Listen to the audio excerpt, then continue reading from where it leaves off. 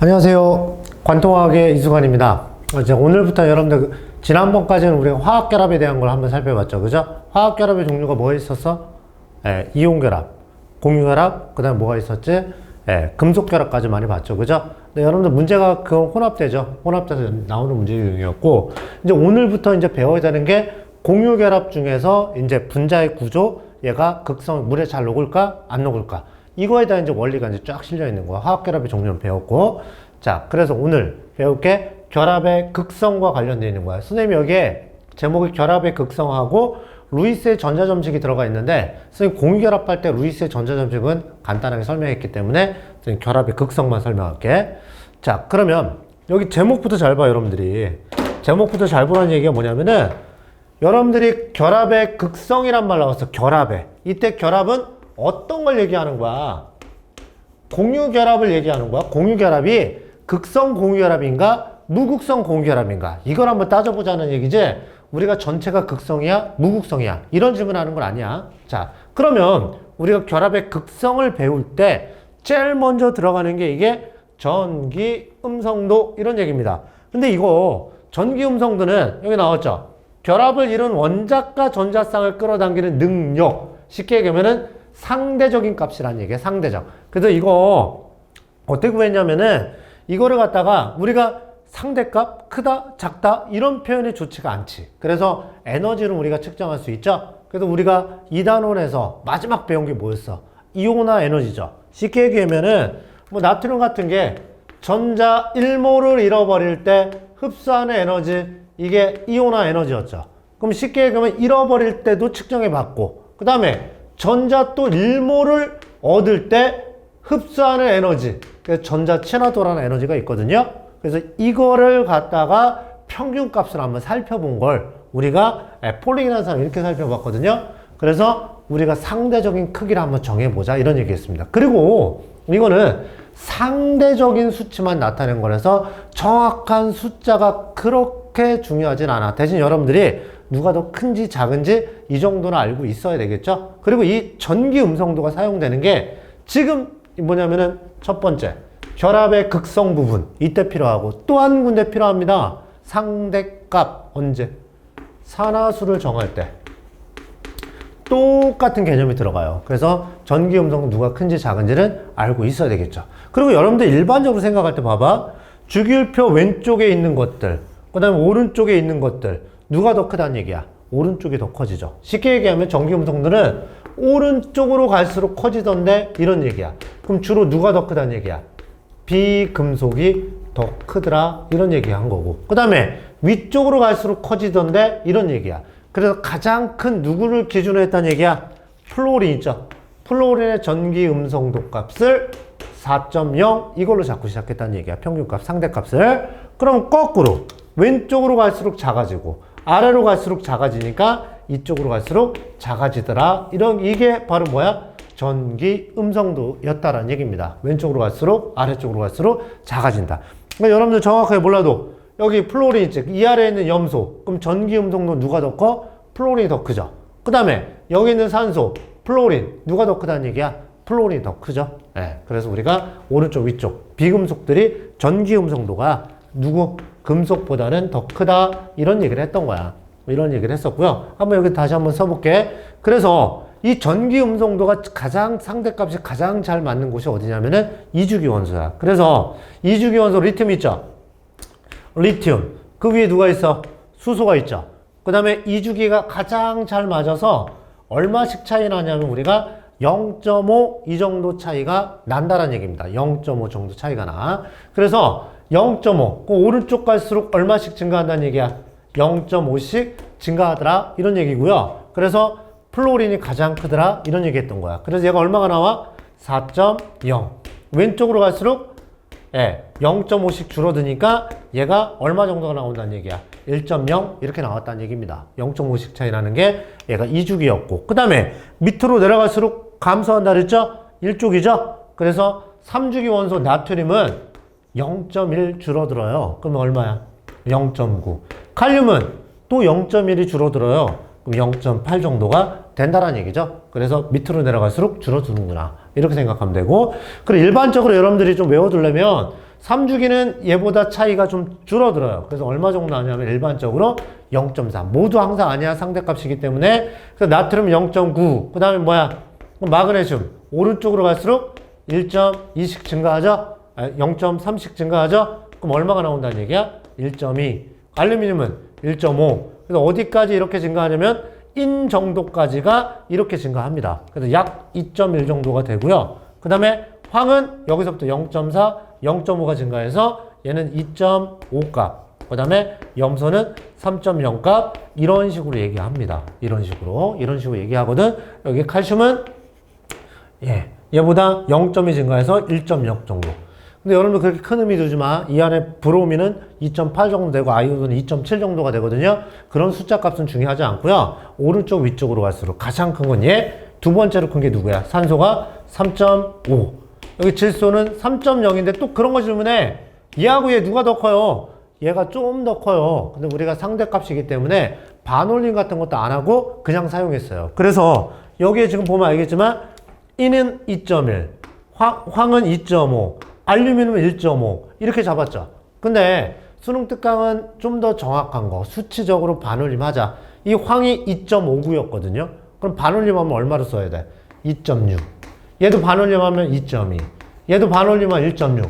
이렇게 사용했던 겁니다. 그래서 수능 특강에서는 정규문 실제 유효 자료수에서 반올림까지 생각해서 좀 정확하게 수치를 표현한 거고, 우리가 화학을 다룰 때는 얘는 상대적인 색이니까 누가 큰지 작은지 이걸 한번 생각을 해봤다는 얘기야. 이게 전기 음성도입니다. 그래서 누가 큰지 작은지 이걸 생각을 해야 돼. 결합의 극성을 따질 때. 자, 그러면 여러분들 이제 두 번째, 결합의 극성 두 번째. 결합의 극성의 두 번째인데 여기 제목 봐봐. 선생님 아까 결합의 극성 할 때 뭐라 그랬어? 이 결합은 공유결합의 극성을 따진다 그랬죠. 근데 여러분들 끝까지 읽어. 뭘 끝까지 읽는 거냐면은 극성만 읽는 거 아니야. 이 극성과 무극성을 따질 때는 전체를 따지는 거야. 그래서 여러분 실험 문제 같은 경우에도 극성 공유결합이 있으면 모두 다 극성 물질이냐? 쉽게 얘기하면 물에 잘 녹냐? 그렇지 않더라. 이런 얘기입니다. 그래서 추가적으로 여러분들 뒤에서 분자의 구조까지 따지는 거거든요. 근데 선생님이 요구하는 건 뭐냐면 문제를 빨리 읽다 보니까 극성, 무극성만 읽어. 이렇게 되면 안 되고요. 얘는 이 공유결합의 종류가 극성인지 무극성인지 따지는 거야. 그래서 극성 공유결합이니 무극성 공유결합이니 여기까지 생각하는 거야. 그래서 쉽게 얘기할게. 극성 공유결합이 될 조건이 뭐냐면은 서로 다른 원소가 들어가면 돼. 서로 다른 원소가 들어가 있으면 무조건 극성 공유결합이야. 왜? 뭐가 생기니까? 전기 음성도가 다르다.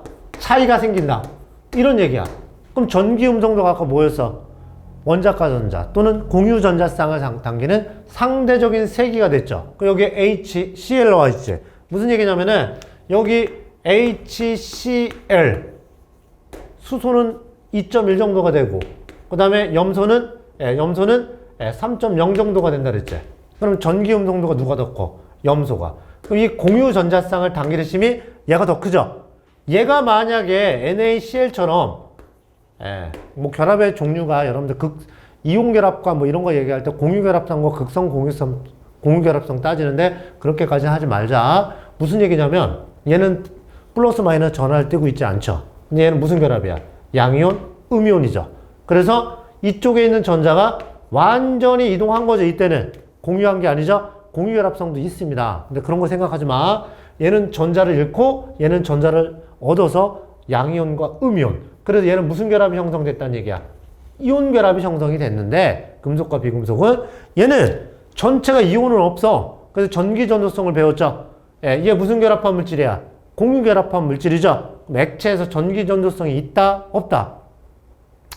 없다라는 얘기했죠. 얘는 액체일 때 있다. 이런 얘기했죠. 왜?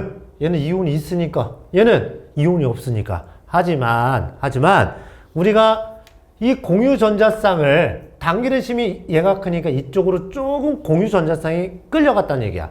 그럼 얘는 어떻게 돼? 완전히 가져오지 않았지만 전자가 많아진 느낌은 받을 수 있죠. 그래서 느낌? 그래서 무슨 표시하는 거야? 이런 표시합니다. 이런 표시하는 거야. 이 표시가 바로 뭐냐면은 부분 전하를 표시한 거야. 부분 전하가 있더라. 완전한 전하가 플러스 마이너스가 아니라 부분적으로 많아졌고 이쪽으로 전자쌍이 끌려갔고 이쪽을 잃어버린 것처럼 됐다라는 표현을 한 거죠. 그래서 부분 전하가 마이너스 플러스 이렇게 뛴다는 얘기야. 그래서 쉽게 얘기하면 극성 고결합이라는 건 서로 다른 원소 전기 음성도가 달랐기 때문에 큰 쪽, 이 부분 전하가 마이너스가 나왔다는 얘기 뭐야? 전기 음성도가 크다. 얘는 작다. 나중에 산화수 할 때도 마이너스 산화수가 나왔다는 얘기는 전기 음성도가 크다, 작다. 이렇게 표시하는 겁니다. 여러분들이. 그래서 부분 전하가 생겼네. 네, 이게 바로 뭐야? 얘는 그럼 극성 공유결합이네. 이렇게 이야기할 수가 있다라는 얘기입니다. 공유결합이 극성이야. 공유결합이. 자, 근데 무극성 공유결합을 한다? 이건 무슨 얘기야? 그러면 얘는 다른 원소였으니까 얘는 같은 원소. 그럼 같은 원소면 전기 음성도가 같은 거 아니야? 그럼 부분 전하가 생겨 안 생겨? 안 생기죠? 여기 수소가 있으니까. 그럼 수소가 공유결합을 형성했을 때 이 전자는 가운데 있잖아. 그럼 얘 거도 아니고 얘 거도 아니고 가운데 있으니까 부분 전하가 나타나지 않더라. 이런 얘기하는 거죠. 그리고 이렇게 뭐야? 부분 전하가 나타났죠. 근데 얘네는 항상 같이 있는 거죠? 부분 전하 플러스 마이너스 같이 움직이는 게 아니잖아. 같이 이렇게 움직여야 되지? 그래서 우리가 얘를 뭐라고 불러주는 거야? 우리가 얘가 전자, 쌍극자 이런 표현을 하는 거죠. 극이 쌍으로 존재하더라. 그래서 우리가 쌍극자 이런 표현을 한 겁니다. 그럼 쌍극자가 나타났다는 얘기는 뭐야? 서로 다른 원소 극성 공유결합을 갖고 있더라. 이런 얘기 한 거죠. 얘는 근데 쌍극자가 형성이 되지 않죠. 부분 전하가 나타나지 않았으니까. 자, 이렇게 해서 우리가 극성 공유결합과 무극성 공유결합을 따져본 거야. 근데 2원자일 때는 문제가 안 되는데 3원자일 때를 한번 비교해 보자는 얘기야. 3원자 뭐냐면은 CO2가 있다. CO2. 그러면 이쪽과 이쪽은 극성 공유결합이야? 무극성 공유결합이야? 서로 다른 원소니까 둘 다 극성 공유결합. 그럼 극성 공유결합이 있으면 부분 전하가 있어서 쌍극자가 생겨 안 생겨? 생기죠? 전기 음성도가 산소가 크니까 얘가 부분 전하 마이너스 큰 게, 그 다음에 작은 게 플러스 이렇게 띄고 있었겠죠. 부분 전하가 나타났네. 근데 얘도 쌍극자가 있네. 극성 공유결합은 있는데 얘가 물에 잘 녹지 않더라. 이런 얘기야. 그러면 얘가 뭐야? 물에 녹지 않다는 얘기는 얘는 극성 공유결합을 갖고 있지만 전체가 뭐가 됐다는 얘기야? 전체가 무극성이 됐네. 이렇게 얘기하는 거야. 그럼 그걸 알아봐야 될 거 아니야. 그걸 알아보기 위해서 우리가 뭘 얘기했던 거야? 이 쌍극자는 있지만 힘의 합력처럼 우리가 한번 생각해 보자는 얘기했던 거야. 그래서 쌍극자 모멘트를 따져서 전체가 극성인지 무극성인지 한번 따져보자는 얘기했던 거야. 이렇게 극성 공유결합은 갖고 있지만 쌍극자는 갖고 있지만 물에 잘 녹을까? 안 녹을까? 이걸 한번 따져보자는 얘기입니다. 그래서 얘가 녹지 않는 이유가 부분 전하가 플러스에서 마이너스 쪽으로 당기는 힘처럼 생각한 거야. 근데 얘는 같은 원소가 되죠. 같은 원소면 전기 음성 차이가 똑같지. 부분 전하 크기도 똑같지. 그럼 크기가 같으니까 반대쪽에서 당기는 힘이죠. 그러면 같은 크기지? 방향 반대지? 합치면 얼마가 나온다는 얘기야? 0. 이런 얘기를 할 수가 있는 거야. 근데 H2O는 이렇게 구분 구조가 되거든요. 그러면 얘도 극성 공유결합이죠. 그럼 얘가 부분 전하가 마이너스 플러스가 되면 얘도 심해 합력처럼 구해보면 이렇게 되는데 얘는 일직선이 아니지. 크기는 같은데. 그럼 여러분 힘을 합성할 때 어떻게 했니? 얘를 이동시켰죠. 작용점이죠. 뭐 그런 것까지 생각 안 해도 돼요. 이동시켜서 합을 구하면 평행 사변형을 이렇게 그렸지? 그럼 0이 나와 안 나와? 안 나오네. 그럼 얘는 전체가 극성이네. 얘는 무극성이네. 이런 얘기를 할 수 있는 게 바로 쌍극자 모멘트라는 얘기를 했던 겁니다. 이해가시죠? 극성 공유결합인데 전체가 극성일까 무극성일까 한번 따져본 거야. 그래서 이 쌍극자 모멘트를 우리가 뮤라고 이렇게 쓰는데 이때 이 쌍극자 모멘트 크기는 Q 곱하기 R.